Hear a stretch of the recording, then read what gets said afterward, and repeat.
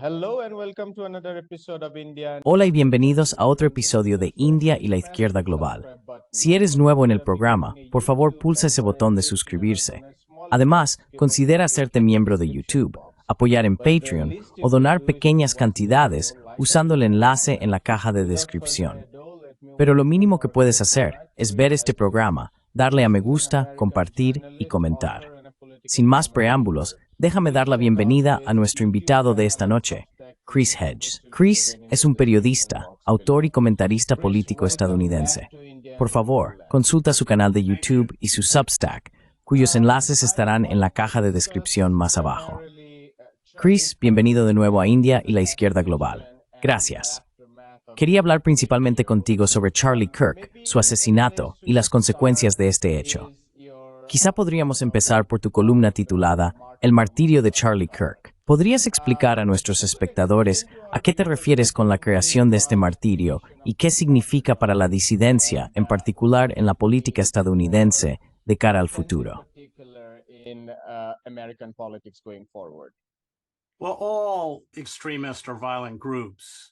Bueno, todos los grupos extremistas o violentos ensalzan a los mártires. Eso fue cierto, por ejemplo, en la Revolución Rusa. Hubo un bolchevique que fue asesinado en el levantamiento de 1905, que fue el ensayo general para el levantamiento de 1917. Por supuesto, los nazis tenían a Horst Wessel y luego la canción que se convirtió en el himno del partido.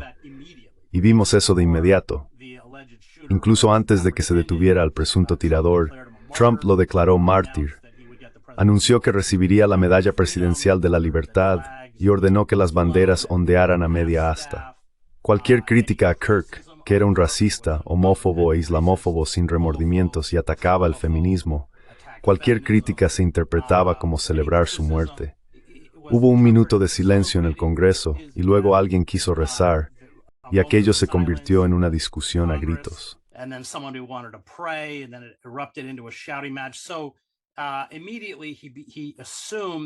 Así que inmediatamente asumió ese papel, y luego vimos ese mitin al estilo de Nuremberg en Arizona, que la gente debería ver. Quiero decir, los discursos como el de Stephen Miller, el principal asesor de políticas de Trump, eran puro fascismo. Y así, el mártir se utiliza en estos movimientos para justificar la violencia contra un grupo al que se culpa, con razón o sin ella, en este caso a la izquierda radical, por la muerte del mártir. Y cualquier evasión, cualquier negativa a destruir al enemigo, cualquier intento de diálogo o compromiso, es una traición al mártir. Es bastante efectivo, y eso es precisamente lo que ocurrió en el instante en que murió. Y hemos visto ahora que ese tipo de explosión o esa institucionalización de su martirio ha seguido en los días posteriores.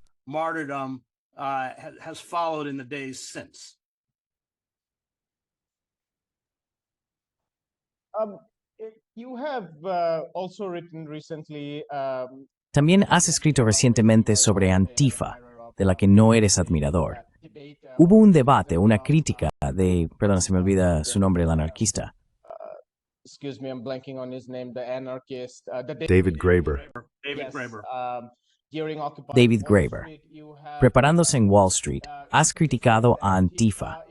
Si pudieras explicar a nuestros espectadores qué es Antifa y cuáles son las implicaciones de que la administración Trump llame a este grupo amorfo una organización terrorista, especialmente en lo que respecta a la disidencia.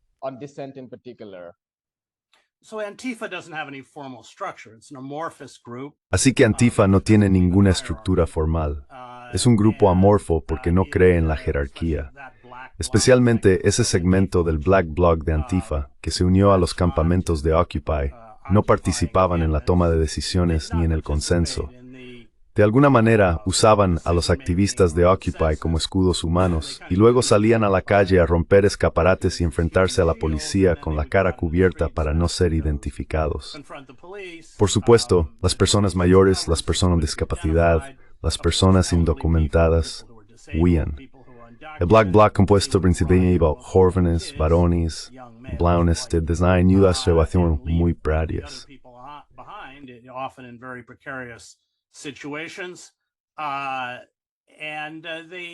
Y lo destruyen. En su terminología lo llaman salvaje. Sabes, esto es sin ningún plan. Destruyes por el simple hecho de destruir. Y es una cualidad propia de una turba. Van en grupo, todos vestidos de negro, replicando en realidad el tipo de comportamiento animalístico de los propios policías a los que se enfrentan. Pero mi gran problema con ellos era que sentían un desprecio absoluto por los activistas no violentos de Occupy, aunque básicamente se aprovechaban de ellos. Escribí una columna llamándolos el cáncer de Occupy. Me hicieron doxing y luego piqueteaban los lugares donde yo hablaba, no importaba en qué ciudad fuera. Y todos llevaban los mismos carteles que decían que te jodan Chris Hedges.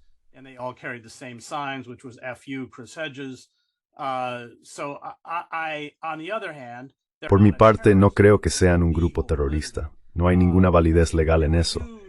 Pero se utilizó Antifa.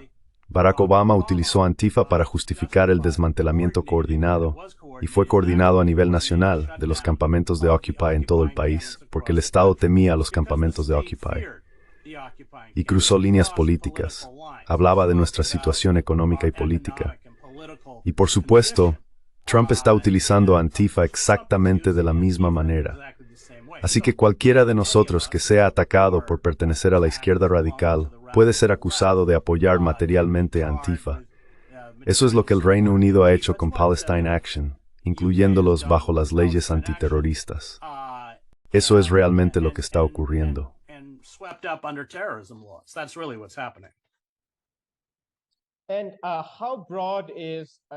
¿Y cuán amplio es el disenso al que Trump está atacando? Sabemos que el intento de asesinato contra Charlie Kirk no ha ocurrido en un vacío. Ya ha habido un intento constante y muy organizado de reprimir el disenso en las universidades, gran parte del cual está relacionado con los levantamientos en los campus debido al genocidio en Gaza. Hemos visto a Trump apuntar a bufetes de abogados y a personas que fueron críticas con él en el proceso judicial.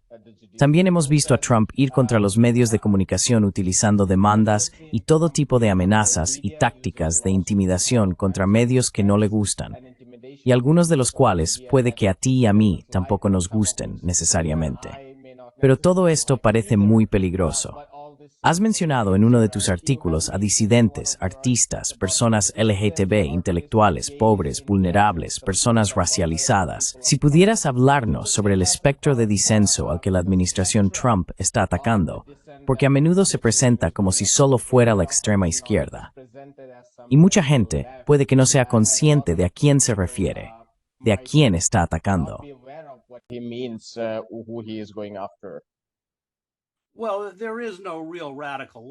Bueno, en Estados Unidos no existe una verdadera izquierda radical, o lo que existe de la izquierda radical es bastante marginal. De lo que realmente está hablando es de atacar al Partido Demócrata. Quiero decir, el Partido Demócrata en Europa sería un partido de extrema derecha. Es el partido de la guerra.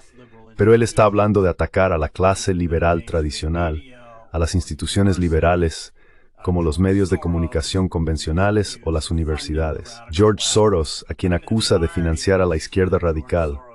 Quiero decir, la ironía de esto es que la Open Society Foundation de George Soros, al igual que las iniciativas de democracia de USAID, están realmente diseñadas para frustrar o frenar los movimientos populares. Por eso Morales los expulsó de Bolivia. Pero él va contra las instituciones y esas figuras convencionales que lo desafían. Ellos serán los primeros.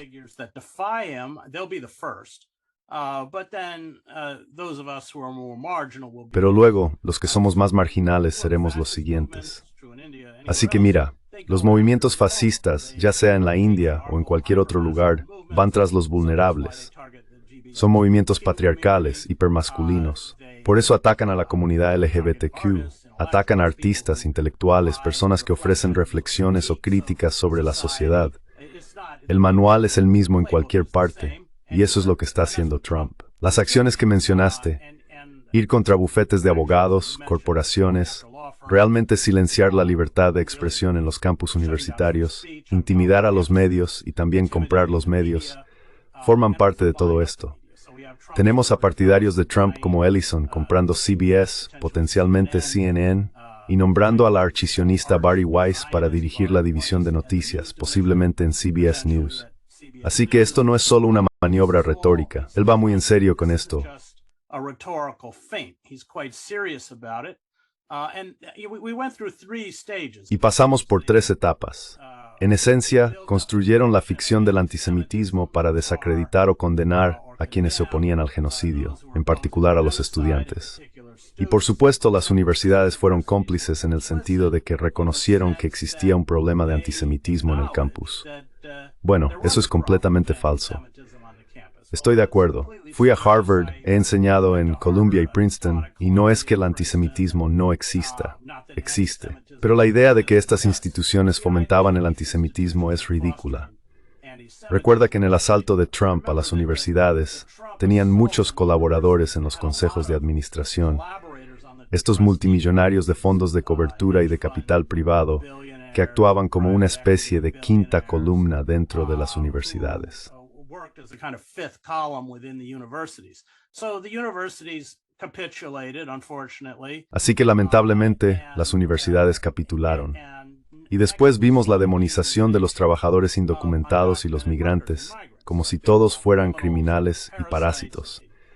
Y la afirmación de que los países de Centroamérica habían vaciado sus cárceles para inundar la frontera de delincuentes, todo este tipo de cosas, se utilizó para otorgar a ICE, la Agencia de Control Migratorio, un presupuesto enorme.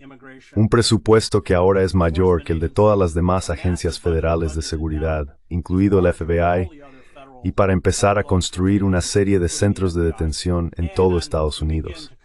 Y si alguien piensa que estos centros de detención son únicamente para migrantes, es muy, muy ingenuo.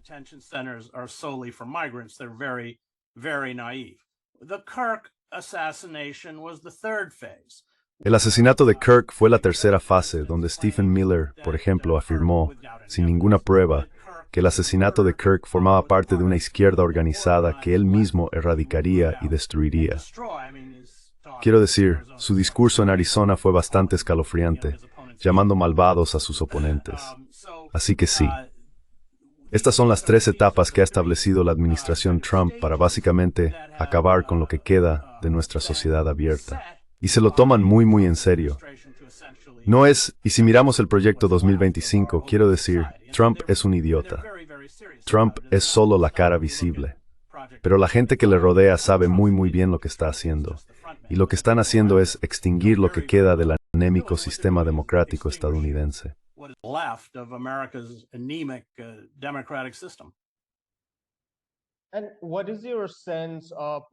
¿Y cuál es tu impresión de lo que, aparte de los ideólogos, los redactores del Proyecto 2025, y pensando en Stephen Miller, Joe Lonsdale y todo tipo de personas que nunca creyeron en la libertad de expresión? Sin embargo, existía este tópico dentro de la derecha de que la izquierda estaba en contra de la libertad de expresión, que apoyaban la cultura de la cancelación, etcétera, etcétera.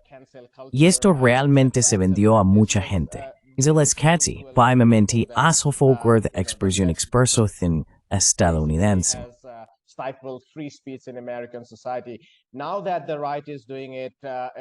Ahora que la derecha lo está haciendo de una manera mucho más sustancial, utilizando los resortes del Estado, aplicando cargos de RICO, leyes antiterroristas, financiación extranjera, que son mucho más concretos que, entre comillas, personas de la izquierda marginal, desplatformando a quienes no les gustan. Supongo que esas personas no tienen la habilidad de debatir o interactuar con quienes tienen opiniones que no resultan necesariamente muy aceptables. ¿Cuál es tu percepción sobre la respuesta dentro de sectores de la derecha que me gustaría creer que son verdaderos defensores de la libertad de expresión?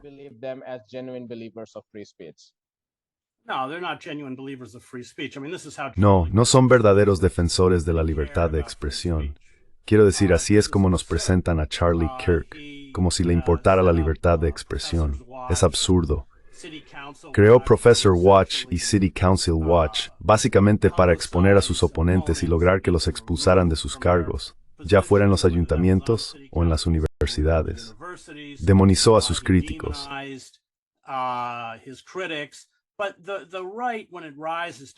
Pero la derecha, cuando llega al poder, siempre utilizará el sistema para señalar y cancelar. La cultura de la cancelación era real. Es un poco ridículo decir que no lo era.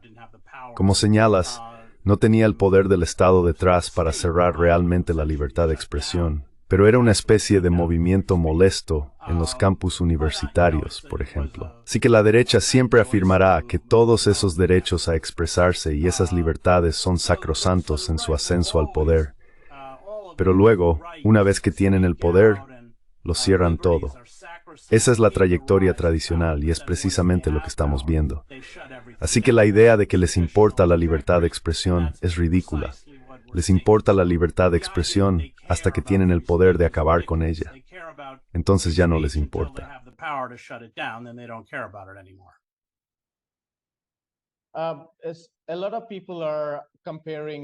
Mucha gente lo compara con la posguerra o la era McCarthy, cuando todo se vinculaba a la Unión Soviética y al comunismo. Ahora estamos viendo el miedo rosa y otros fenómenos asociados al comunismo, al Partido Comunista Chino o a Irán. Los inmigrantes son relacionados con bandas venezolanas, con o sin pruebas. ¿Cuál es tu percepción en comparación con los años 50 y 60? ¿Qué tan grave es la situación actual en Estados Unidos?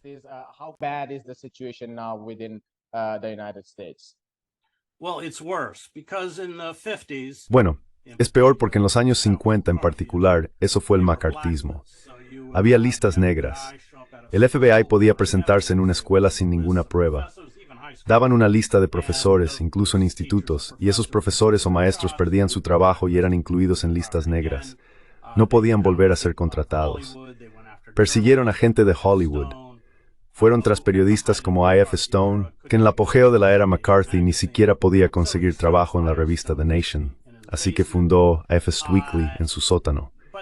Pero las instituciones permanecieron intactas. Las instituciones cedieron ante las exigencias del macartismo, incluyendo obligar a los profesores a firmar juramentos de lealtad. Ahora se trata de la captura de las propias instituciones o de su destrucción. Así que es mucho más ominoso que durante el macartismo, por malo que fuera el macartismo.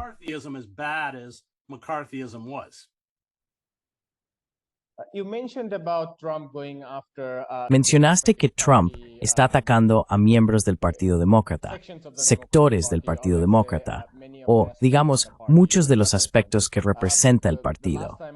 La última vez que te vi, tuvimos una conversación sobre el propio Partido Demócrata, y has sido un crítico abierto del Partido Demócrata. Se te ha vinculado al movimiento de terceros partidos. Siento curiosidad. ¿Cuáles son tus opiniones sobre el Partido Demócrata, especialmente en un momento en que Trump y sus compañeros se han vuelto completamente fascistas? ¿Cómo lo ves ahora, recordando algunos de los debates que tuviste sobre el mal menor, o la posibilidad de una reforma dentro del Partido Demócrata?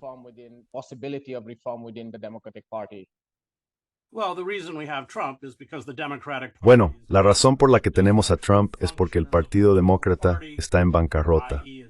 En realidad no funciona como un partido político. Su base no tiene voz en la toma de decisiones del partido, en las políticas del partido, ni siquiera en el candidato. Kamala Harris nunca tuvo unas primarias, simplemente fue designada. Está completamente cautivo del dinero corporativo. Yo vi la última elección presidencial como una contienda entre corporativistas y oligarcas. Los corporativistas quieren una forma de capitalismo. Los oligarcas quieren otra. Los corporativistas buscan estabilidad, especialmente con los acuerdos comerciales. Harán inversiones en el extranjero y puede que tarde un tiempo, a veces décadas, a veces 1 o 2 años, en empezar a obtener beneficios.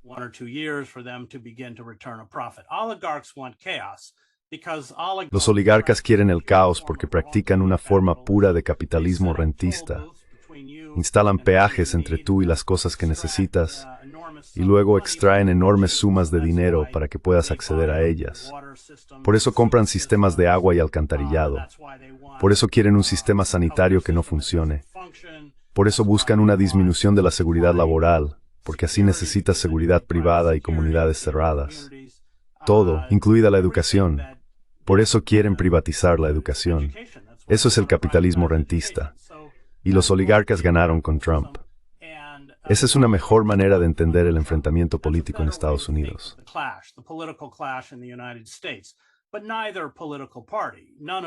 Pero ninguno de los partidos políticos, ni ninguna de las élites gobernantes, responde a las preocupaciones y, por supuesto, a la creciente privación económica que afecta a la mayor parte de Estados Unidos. Los demócratas fueron socios plenos en la desindustrialización. De hecho, la lideraron bajo Clinton en 1994 con el Tratado de Libre Comercio de América del Norte. Clinton y Biden fueron los principales impulsores de la militarización de la policía y de la expansión masiva del estado carcelario. Tenemos la mayor población carcelaria per cápita del mundo, más de 2 millones de personas, de las cuales el 40% no cometió un delito violento. La ley de los 3 strikes.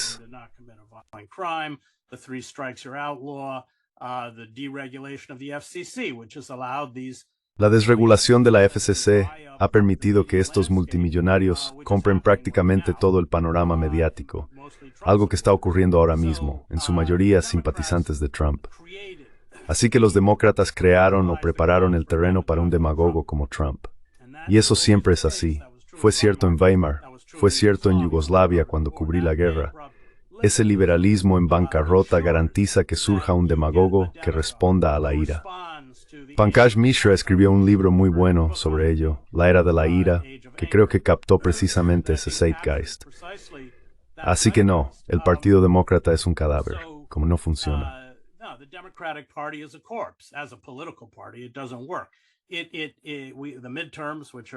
Las elecciones de mitad de mandato, que lamentablemente aún están a un año, son aquellas en las que Trump y sus aliados, a través de la manipulación de distritos electorales, eso es la redistribución de distritos, están trabajando muy duro para asegurarse de mantener la mayoría en la Cámara de Representantes y en el Senado. En el mejor de los casos, el Partido Demócrata podría ser una fuerza obstruccionista, pero carece de visión. Y la campaña de Kamala Harris lo ilustra. Fue carente de visión, impulsada por el estrellato, sin propuestas concretas. Y eso es lo que es el Partido Demócrata. Lo único que tienen para ofrecer es, no somos Trump. Si hubieran presentado a un candidato, digamos Bernie Sanders, que respondiera al malestar económico, al sentimiento de estancamiento y frustración, creo que podrían haber vencido a Trump. Trump es un necio. Así que no, el Partido Demócrata al final es en cierto modo un socio pleno en nuestro emergente fascismo cristiano.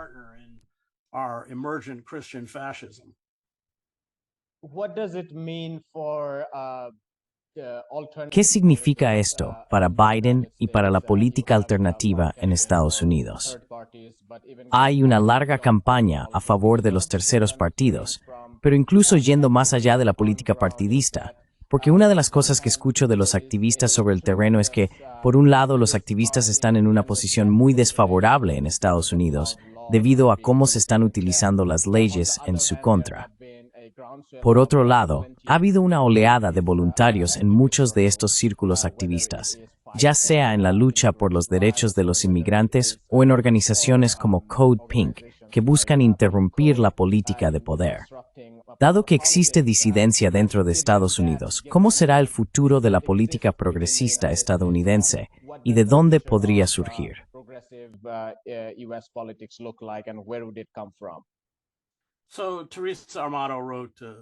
Así que Teresa Amato escribió un buen libro. Fue la directora de campaña de Ralph Nader, además de una brillante abogada por derecho propio, titulado Gran Ilusión. Yo trabajé para la campaña de Nader, y en el libro ella expone cómo los dos partidos dominantes conspiraron para bloquear a los terceros partidos, en muchos casos incluso impidiéndoles presentarse en las papeletas electorales. Y creo que en este momento, toda nuestra energía debe centrarse en construir movimientos militantes que empiecen a paralizar y cerrar el Estado. Eso es principalmente el trabajo organizado. Y tienes razón, Code Pink y otros grupos han visto un gran aumento de apoyo.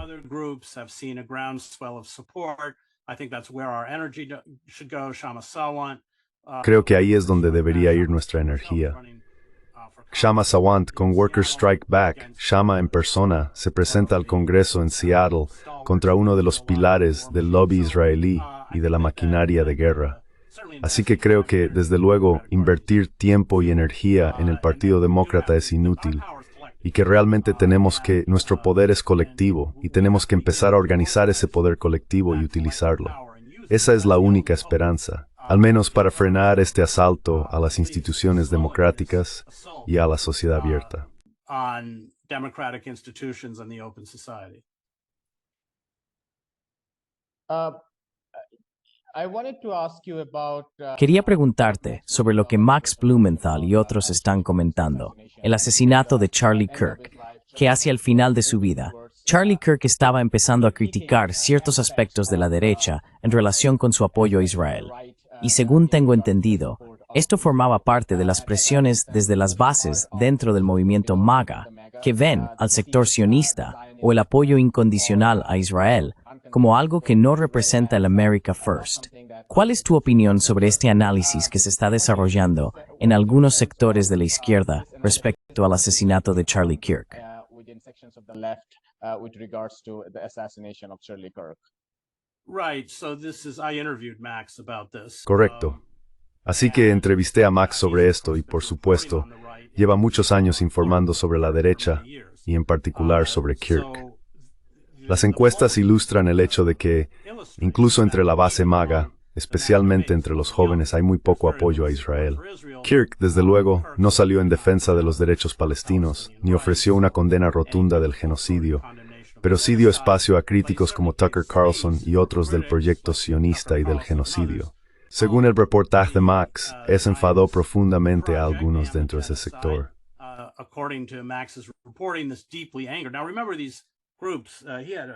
Ahora, recordad estos grupos. Él tenía un presupuesto de 80 o 90 millones de dólares al año. Pero estos grupos, y esto también es cierto en el caso del imperio mediático de Bari Weiss, están fuertemente financiados por el lobby sionista, porque sirven como portavoces de la propaganda sionista.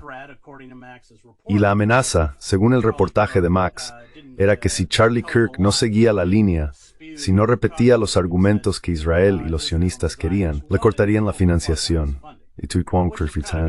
Y no hay gente que ha dado en internet que se fue asesinado por Israel.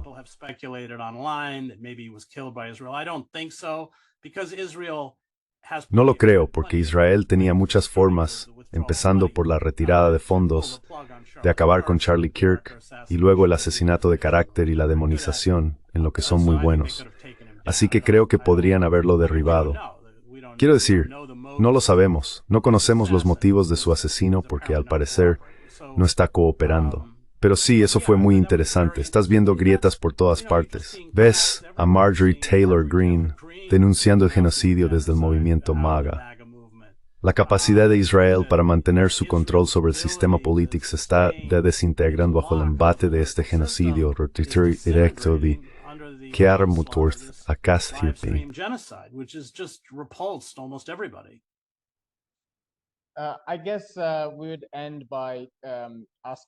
Supongo que terminaríamos preguntándote sobre el propio genocidio y cuál es tu percepción del estado al que hemos llegado en Gaza y Palestina en su conjunto.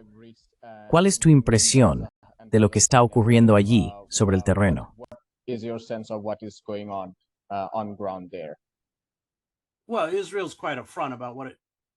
Bueno, Israel es bastante claro respecto a lo que intenta lograr.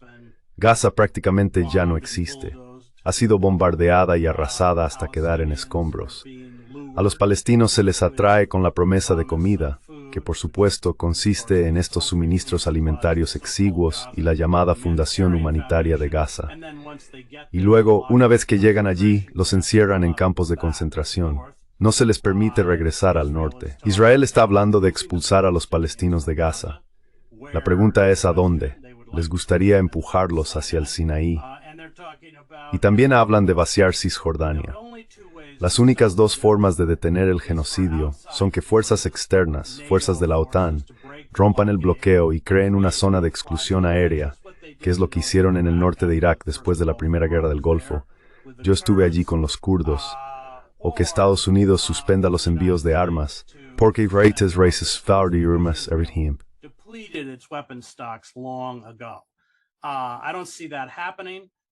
no veo que eso ocurra.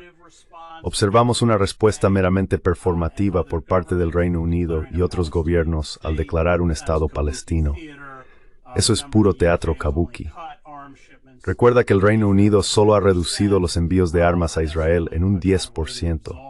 Eso es simplemente una forma de absolverse ante los ojos de la historia.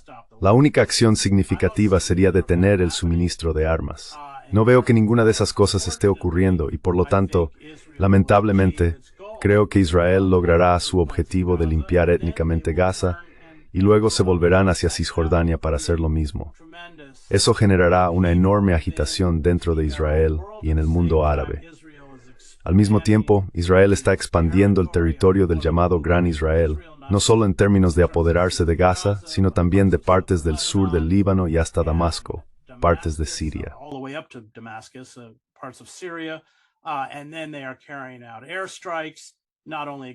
Y luego están llevando a cabo ataques aéreos, no solo contra instalaciones militares sirias, sino también iraníes. No solo instalaciones militares, sino también infraestructuras civiles. Y creo que con esta última reunión en Qatar, se está viendo una comprensión, quizás por parte de los regímenes árabes, de que Israel pretende convertirse esencialmente en una especie de potencia cuasi imperial. Israel solo tiene unos 6 o 7 millones de habitantes. Creo que hay, 467 millones de árabes y otros 90 millones de iraníes. Y por ejemplo, Sisi en Egipto, por primera vez, llamó a Israel el enemigo. Quiero decir, todo esto es significativo. Así que creo que es una extralimitación por parte de Israel. Pero a corto plazo, no veo ninguna fuerza externa que detenga a Israel en su demente, su campaña genocida en Gaza y en última instancia en Cisjordania. De hecho, Israel ya controla el 80% de Cisjordania, por cierto.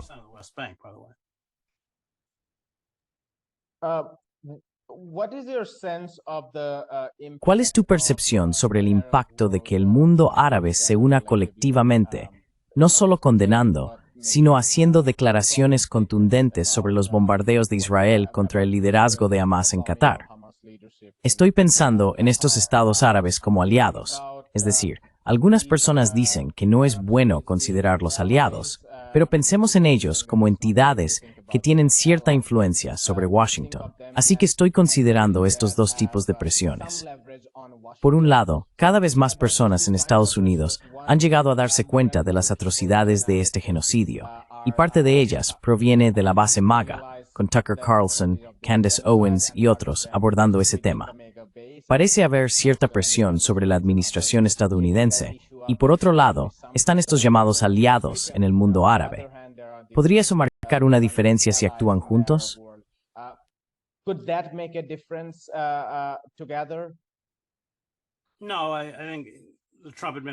No, creo que la administración Trump está completamente sometida al lobby israelí.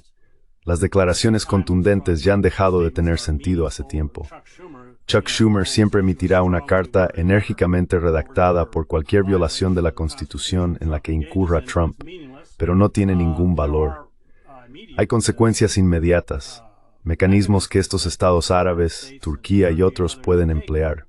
Pueden negar a Israel el acceso a su espacio aéreo. Pueden cortar el corredor terrestre. Los yemeníes, los hutíes, interrumpieron el tráfico marítimo en los Emiratos Árabes Unidos.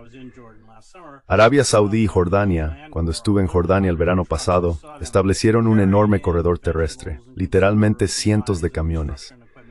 Los vi transportando verduras, suministros de consumo, equipos de construcción y todo lo demás para evitar la interrupción del comercio marítimo debido al asalto a la navegación.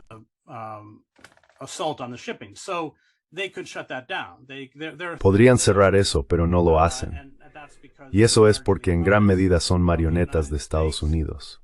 Pero están lidiando con algo He estado bastante en Oriente Medio desde el 7 de octubre, Egipto, Jordania, Cisjordania, 2 viajes a Qatar. Y en la calle, la gente está furiosa y tiene todas las razones para estarlo por la traición a los palestinos por parte de sus gobiernos. Así que tienes regímenes autocráticos como el de Sisi en Egipto, que prohíben todas las protestas, porque reconocen, probablemente con razón, que en el momento en que la gente salga a la calle para protestar por el genocidio en Gaza, también protestarán contra el gobierno egipcio que ayuda a facilitar ese genocidio. Así que la situación es muy volátil. Y bueno, estoy esperando una acción significativa. Todavía no hemos visto ninguna.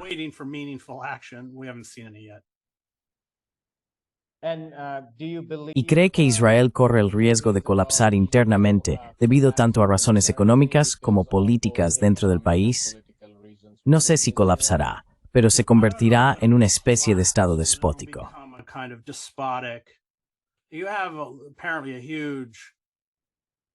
Aparentemente hay una enorme fuga de israelíes en su mayoría seculares. Algunas cifras, ya sabes, es un país pequeño, pero se habla de hasta 500,000 de personas. Netanyahu y los sionistas religiosos han tomado claramente el control. Así que existe esa guerra entre la sociedad israelí secular y la visión mesiánica de Ben-Gvir y figuras similares. Si colapsará o no, quiero decir, Ilan Pappé habla de un colapso, quizás en 3 años. Creo que es difícil predecirlo. Que Israel se desintegre en una especie de Estado-nación despótico y teocrático es probablemente inevitable y con un cierto declive económico. Una de las cosas que ha provocado el genocidio es el caos en la economía israelí. Pero cuánto tiempo durará, no me atrevería a aventurar una respuesta.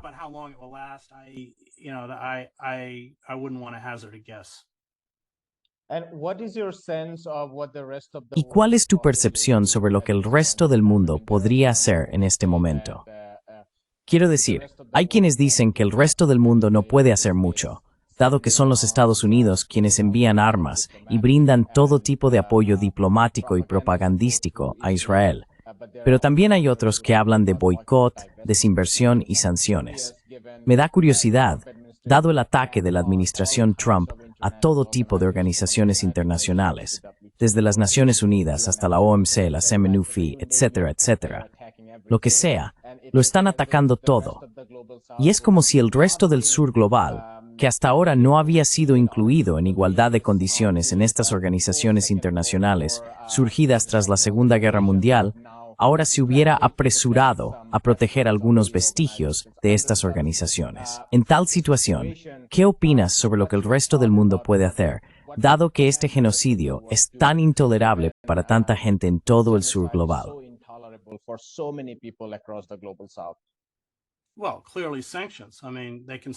Bueno, claramente sanciones.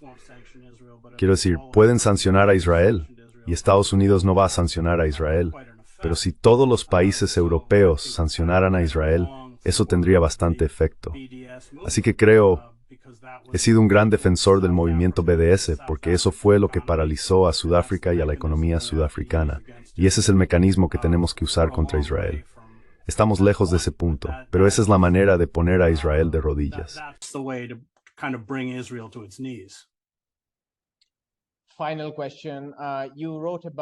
Última pregunta. Usted escribió sobre, es una cuestión bastante filosófica, o quizá estratégica, sobre la violencia y la disidencia. En uno de sus artículos escribió acerca de cómo el uso de la violencia en las protestas y la disidencia conduce a la pérdida de la autoridad moral que generalmente tienen los movimientos populares. En un momento en que el Estado se ha vuelto extremadamente violento en Estados Unidos, y estamos viendo esto en gran parte del mundo, además de Estados Unidos, desde la perspectiva del pueblo, ¿cuál sería su consejo para quienes participan en movimientos prodemocráticos, protestas, activismo laboral, etcétera, sobre sus estrategias de cara al futuro?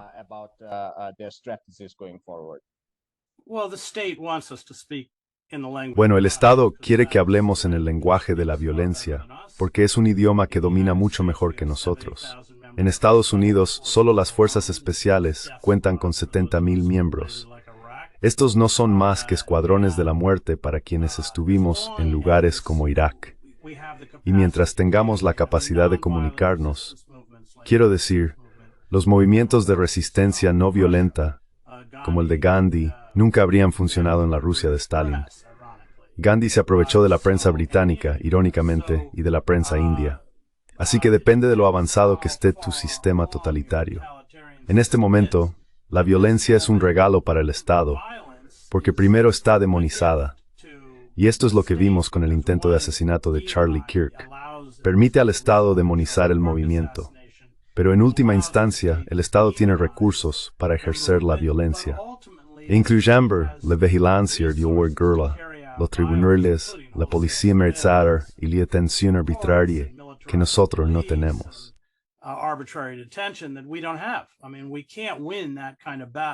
However, when Quiero decir, no podemos ganar ese tipo de batalla.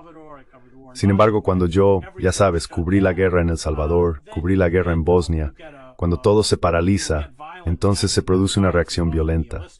Esa violencia suele ser nihilista. Pero en ese momento, tu sociedad civil está acabada, está extinguida, no existe. Así que quiero decir, espero que no lleguemos a eso. Pero por ahora, la violencia es profundamente contraproducente para quienes queremos un cambio social serio. Tenemos la capacidad de paralizar el sistema. Sabes, Batista en Cuba no fue derrocado por Fidel y los barbudos, fue derrocado por una huelga nacional. Lo mismo ocurrió con el Shah en Irán. Y la capacidad de detener esencialmente la actividad política y el comercio está en nuestras manos si nos organizamos. Y eso es realmente en este momento lo que debe ser nuestro objetivo.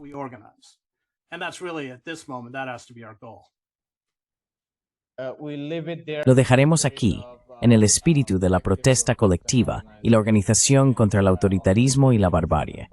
Chris, muchísimas gracias por tu tiempo. Gracias. Thank you. Hola, me llamo Ayushman. Junto con Jyotishman, hemos creado esta plataforma. Durante los últimos 2 años, hemos intentado crear contenido para las fuerzas de izquierda y progresistas. Hasta ahora, hemos entrevistado a economistas, historiadores, comentaristas políticos y activistas. Si te ha gustado nuestro contenido y quieres que construyamos un archivo para la izquierda, tengo 2 peticiones para ti. Por favor, considera hacer una donación a la causa. El enlace está en la descripción debajo. Además, si no puedes hacerlo, no te sientas mal. Siempre puedes dar like a nuestros videos y compartir con tus compañeros. Por último, no olvides suscribirte al canal. Don't forget to hit the subscribe button.